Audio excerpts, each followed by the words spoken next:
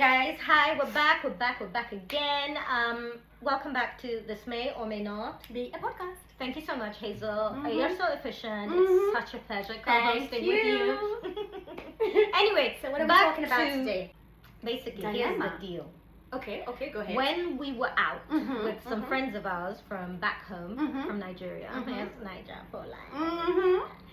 Mhm. Someone asked, one of the guys asked me my age, Mhm. and he was immediately attacked by another of the guys saying that, oh, you should never ask a woman her age. It's the age And thing. then this brought on a slew of perspectives and opinions, and I wanted to hear you. Do you think it's rude? I personally don't, because I personally do not have an issue with my age. But I'm just trying to see from other women's perspective or from a guy's perspective, because I think a guy is just asking. If you're on a date and a guy is asking you your age, Mhm. for me it is just to find out, are we compatible? Are we on the same kind of wavelength? Are we wanting the similar things in life? So it's just trying to establish Rapport. Yeah, isn't it? a rapport. For me, so I don't understand, because a woman is comfortable finding out what the age of a man is, right? Because I don't think women generally have an issue with asking a man what their age is. Me, I ask men their age all the time, and But guys. why do you want? Okay, so why do Why you do want I want to know? why do you Because wanna they're know? all in their 20s, and I need them to immediately know how old I am. Because I'm like, my guy. If you're in your 40s and a guy is 26, and then some of them, I don't know what fertilizer they're on with their beards and stuff, they'll look like they're 35, going on 40. So I'm like, a few years is not a problem. And then I'll find out he's 28. So you're trying to find out the age because then you feel that you're too old for them? Of course. Okay. I mean, So now that- is I'm a that- bit more open to it Mhm, because mhm. some things have, I'm expanding my options. Mhm. But the reason is, initially I was of this limiting belief. Compatibility as well, right? Yes, but also I was of this limiting belief that younger men are quite immature. Mm-hmm. But I have noticed, especially when dating and the multiple first dates I've been in, I've found that some of the younger men are quite a bit more mature and actually spiritually mature than some of the older guys. And the way I've been looking at it has been confusing the hell out of me. This topic will be discussed multiple times on this pod. But the way I've been looking at it is like the ones that are 25 that are single. Sometimes they're single because, okay, they broke up, they haven't found someone yet. But men that are 40 and 50 that are still single, it's like a choice they've made to stay single. So Okay. sometimes there have been elements of immaturity there. Okay. Like, how does a 50-year-old guy come and say, oh, he's not sure of what he's looking for a short-term thing? So what are you doing? You're just looking for a hookup, right? I mean, for me, a man that is so focused on sex just has less maturity than a man that is focused on spending quality time with another human being, woman or man, friend or relationship. It's just, if it's all about sex, there's a certain element of immaturity for me, because I think men that are looking for that constantly, they're not as focused on the things that I find are valuable in life. I mean, sex is good, but you know what? Okay. Intimacy can be But- so much more worthwhile. Yes, I get that. God, this is going to be a long But one. There's we're no kind of way going for- slightly away from the topic of women sort of exposing their age. Yes, And so- why a lot of women find it hard, or why men are uncomfortable asking women. So men for are the age. uncomfortable because society as a whole has decided it's offensive to women. We've seen it everywhere. Women have decided it offends To them. be ever and forever young. I think I there's a guess that element of wanting to be forever young, but I'm very proud of our age. Same here. It's such a blessing to survive however long you survive, and also 100%. I feel like it's a bit dishonest.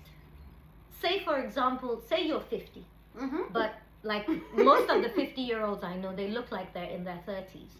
So say a man is looking for a family, he wants to start a family, he's thinking about children and stuff like that. He might put all the effort into courting you and then find out that you're that age. Find out you're that and age you don't want kids. and you don't even want the children. So I think it's very important to be completely transparent. But I know women who do not want to be asked their age. I don't understand it. I don't empathize with it. But you do you, boo. Whatever makes you happy. I think for me it's just going back to that pressure on women to be forever young. And I don't have no. I'm it's just the saying truth. it's the truth, right? Yeah. There's that. I mean, from it's just there's that societal pressure for us to always, from the way we look to we need to say we're still in our 30s. Whereas if you take it back to Africa, Botox and fillers exist? Why do you think women are constantly spending so much money on anti-aging products? It's consumerism at its best. But then I'm trying to understand, why do we feel the need to fall into that trap? Is it because we want to perhaps attract younger guys? I don't even think it's about attracting. No, it's not about that. You just want to look younger. You just want to you just want to look younger. Whereas I feel like if you're comparing also the African women to Western women, I feel like the older you are, I think that's more embraced in Africa. Yeah. It's more embraced. As your Nigerian aunties, babe, we need to buy gele. I need some gele on top of my head so I can be giving you people African proverbs, huh? Right? I just feel like, I think it's also a Western thing that is also infiltrating into the African culture as well. Because in African culture, the older you are, the more respect, and also there's beauty as well in a 17, 18-year-old woman. Whereas here, after 50, that's it. By the time one of my Yoruba aunties at 80 enters Owambe and starts shaking, hey, you people will bow down. Right. But although it's true, it's Western culture for sure. Because I'm thinking about all the comments. I don't follow celeb gossip, but there's quite a few comments I've seen about, oh, Pamela Anderson, she looks terrible, she looks amazing. She looks amazing. Helen Mirren, amazing. Catherine Zeta-Jones. Yeah, but all of them look. And do you remember this woman that was in Scandal? I was in love with her grandmother. I didn't watch Scandal. What's her name? She's married to a Nigerian American football player, Kerry Washington. Kerry Washington, yeah. Her grandma, beautiful. She's black or white? Black, okay. Beautiful woman. Look at the woman from the Cosby Show. Yes. What's her name? Claire Hudson. Yes. Beautiful. Yes.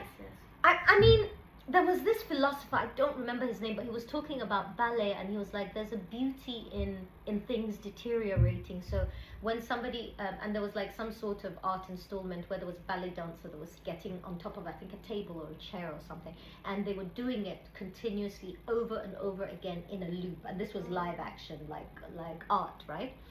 And the installation, what he was trying to prove is that there's beauty at each stage of these.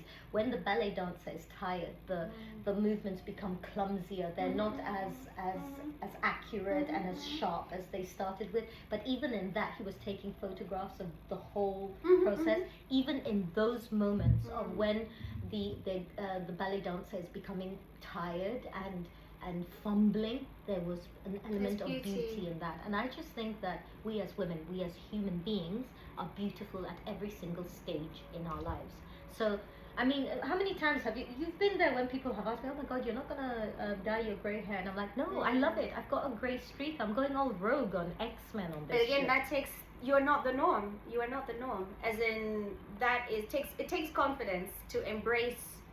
All of the women I know are very happy with their grey hair. I've got Ashwini, I've got my sister, my sister Zed. We all have a streak. There's one part of our hair that just has more white. But let's admit, the majority of women are not like that.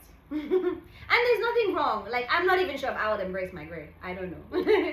I don't know. It's like to each their own. It's just that I'm not comfortable with people imposing their perspectives on other people.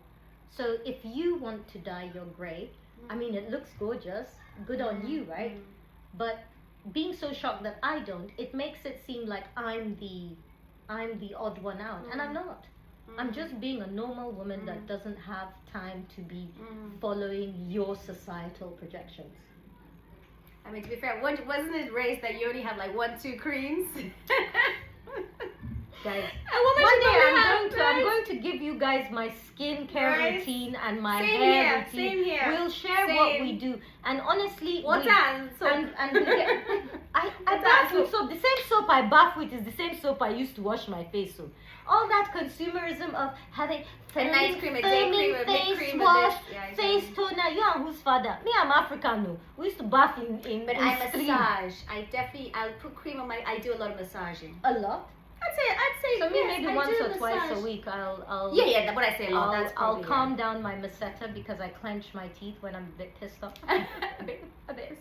Yeah, but Anyway, guys, we just thought we'd share our opinion, and please, whatever beauty standards you decide to adhere to, make sure they're your own. Sit down, look at yourself. I mean, talk to yourself. Enjoy your body, enjoy what you look like, and decide what beauty standards you want to set for yourself. But don't allow other people to project their opinions and their beauty standards at you. And I do, sorry, I just noticed, I have an issue with social media or whatever, always comparing an older woman with maybe the way she looked when she was younger. They never have those comparisons with men. Oh, they It's- do. It's I saw one barely, recently it's for barely, it's Brad always- Pitt and George Clooney and all of But it's all more of them. women, and I see, and that's why always the pressure on us women. We always need to look a certain way because society No, we says. want to. You don't need to. They're not paying your bills, though. But they're quick to comment It's our when ego. when We you're. we want everyone to think we're gorgeous and beautiful. But if you think you're gorgeous and beautiful, you're less inclined to base your self-worth on other people's opinions. It comes from inside. It has It to. comes from inside. Guys, external validation is just a pleasant bonus. But if you're internally validated, you'll have less And it's- issues in life. I promise you. Alright. This is long. I know, I'm so serious. It's you that brings us into this serious nonsense. Goodbye, guys. Bye. Bye.